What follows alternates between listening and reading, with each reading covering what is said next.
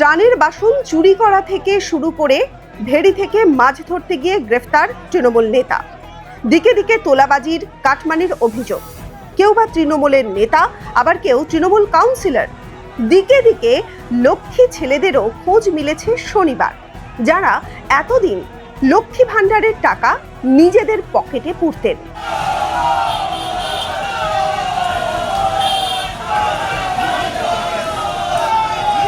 পুরসভার চেয়ারম্যানের বাড়ির পাশের ক্লাব থেকে উদ্ধার বিপুল ত্রাণ সামগ্রী। নবদ্বীপের বড়ালঘাট স্পোর্টিং ক্লাব থেকে উদ্ধার ত্রাণের ত্রিপল, কম্বল, এমনকি শাড়ি পর্যন্ত। এরপর গ্রেফতার করা হয় নবদ্বীপ পুরসভার চেয়ারম্যানকে। পুলিশ তাকে গাড়িতে তোলার সময় তাকে লক্ষ্য করে ছোড়া হয় জুতো থেকে শুরু করে জলের বোতল। বিধায়ককে ঘিরে উঠতে থাকে চোর চোর স্লোগান।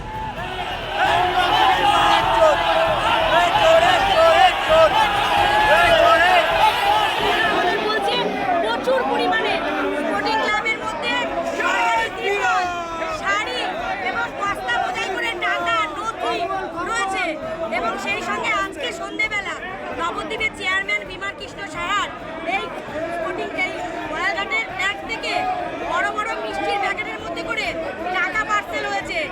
অন্যদিকে কাটমানি তোলাবাজির অভিযোগে গ্রেফতার বসিরহাট পুরসভার তৃণমূল কাউন্সিলর।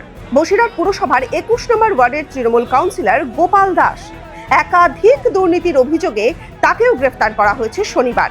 তার বিরুদ্ধে আবাসের লাখ লাখ টাকা চুরি করার অভিযোগ রয়েছে, যদিও সমস্ত অভিযোগ অস্বীকার করেন তৃণমূল কাউন্সিলর।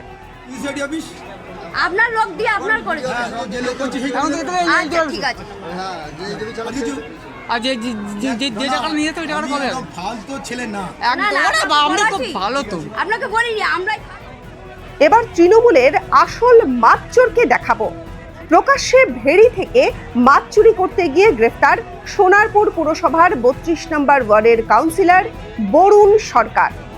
অভিযোগ, ভোরবেলায় ভেড়িতে দলবল নিয়ে মাছ চুরি করতে গিয়ে এলাকার লোকজন তাকে ধরে ফেলে এবং পুলিশকে ফোন করে। এরপর পুলিশ গিয়ে বরুণকে চুরির অভিযোগে গ্রেফতার করে। বারুইপুরে চুরির সীমা পার। দুর্যোগ মোকাবিলায় বরাদ্দ ত্রাণের বাসনপত্র থেকে শুরু করে কম্বল তৃণমূল নেতার বাড়িতে। গোপন সূত্রের খবর পেয়ে সালেমপুরের পঞ্চায়েত সমিতির সদস্য সুধাংশু নস্করের বাড়িতে তল্লাশি চালায় পুলিশ। তল্লাশিতে উদ্ধার করা হয় প্রচুর ত্রিপল, কম্বল এবং ত্রাণের বাসনপত্র। পরে তাকেও গ্রেফতার করা হয়।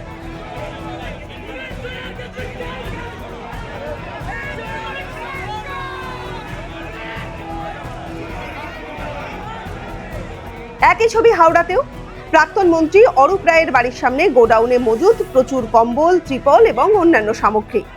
এলাকার মানুষের অভিযোগ, সরকারি ত্রাণ মানুষকে না দিয়ে পাচার করা হচ্ছিল। প্রতিবাদে অরূপ রায়ের বাড়ির সামনে চোর চোর স্লোগান দিয়ে বিক্ষোভ দেখান সাধারণ মানুষ।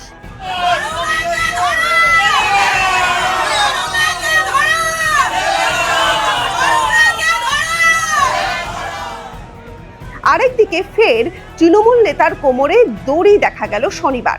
কাউগাছি 2 নম্বর গ্রাম পঞ্চায়েতের সদস্য সোনালী বেবির স্বামী শেখ বাবনকে তোলাবাজির অভিযোগে হাফ প্যান্ট এবং কোমরে দড়ি পরিয়ে এলাকায় ঘোরালো পুলিশ। তাকে ঘিরে উঠতে থাকে সেই চোর চোর স্লোগান।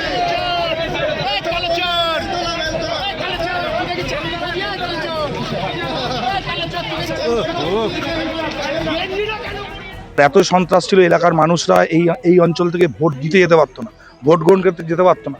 মহিলারা লাঞ্ছিত হতো, মহিলাদের উপর আক্রমণ করা হতো, রাতের অন্ধকারে বাড়ি বাড়ি গিয়ে থ্রেট করা হতো এবং ভোট পরবর্তী সন্ত্রাস করে ভোটে জেতার পর পরবর্তীতে এই সমস্ত বাড়িঘরে আগুন, লুটপাট এই সমস্ত চালাতো।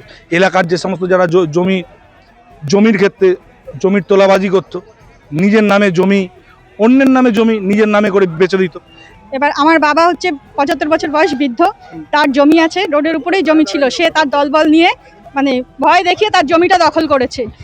মানে হ্যাঁ, আমার বাবার জমি। বাবা ছোট্ট একটা ব্যবসা করে। আজকে ওটা নিয়ে বাবা খুবই ভেঙে পড়েছেন, মানসিক দিক থেকে, শারীরিক দিক থেকে। আমরা চাই তার একটা উপযুক্ত শাস্তি হোক। লক্ষ্মী ছেলেদের অভাব নেই গোটা রাজ্যে। তৃণমূলের জামানায় যারা এতদিন বুক ফুলিয়ে ঘুরে বেড়াতেন, প্রকাশ্যে চুরি করতেন, এবার বিজেপি ক্ষমতায় আসতেই একেবারে বেছে বেছে লক্ষ্মীমন্ত ছেলেদের শ্রীঘরে পাঠাচ্ছে রাজ্যের বিজেপি সরকার। ব্যুরো রিপোর্ট, এই সময় লাইভ।